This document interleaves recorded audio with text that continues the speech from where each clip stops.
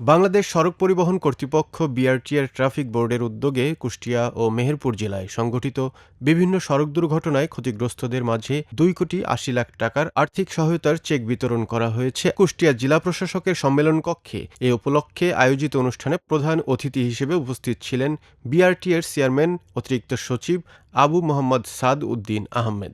অনুষ্ঠানে দুই জেলার সড়ক দুর্ঘটনায় নিহত ও আহতদের মধ্যে মোট ৭০টি চেক বিতরণ করা হয়। এর মধ্যে কুষ্টিয়া জেলার জন্য ৪৮টি চেকের বিপরীতে ১,৯৮,০০,০০০ টাকা প্রদান করা হয়। এতে আহতদের জন্য ১৩টি চেকে ২৩ লাখ টাকা এবং নিহতদের পরিবারের জন্য ৩৫টি চেকে ১,৭৫,০০,০০০ টাকা বিতরণ করা হয়। অন্যদিকে মেহেরপুর জেলার দুর্ঘটনা কবলিতদের জন্য ২২টি চেকের মাধ্যমে মোট ৮২ লাখ টাকা সহায়তা প্রদান করা হয়। এর মধ্যে আহতদের জন্য ৮টি চেকে ১২ লাখ টাকা এবং নিহতদের পরিবারের জন্য ১৪টি চেকে ৭০ লাখ টাকা দেওয়া হয়। অনুষ্ঠানে সভাপতিত্ব করেন কুষ্টিয়ার জেলা প্রশাসক ও জেলা ম্যাজিস্ট্রেট মোহাম্মদ ইকবাল হোসেন।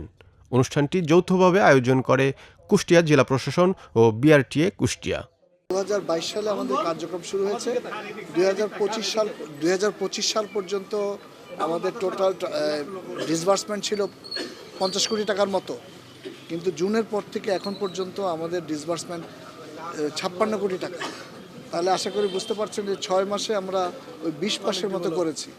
আমরা চাই এই সরকারের এই যে সেবাটা যাতে দোরগড়ে পৌঁছে দিতে সাধারণ মানুষের, এবং যাতে সাধারণ মানুষ এই দুর্ঘটনায় ক্ষতিগ্রস্ত পরিবারদের কাছে যাতে আমরা সহজে পৌঁছতে পারি সরকারের এই সহযোগিতা নিয়ে।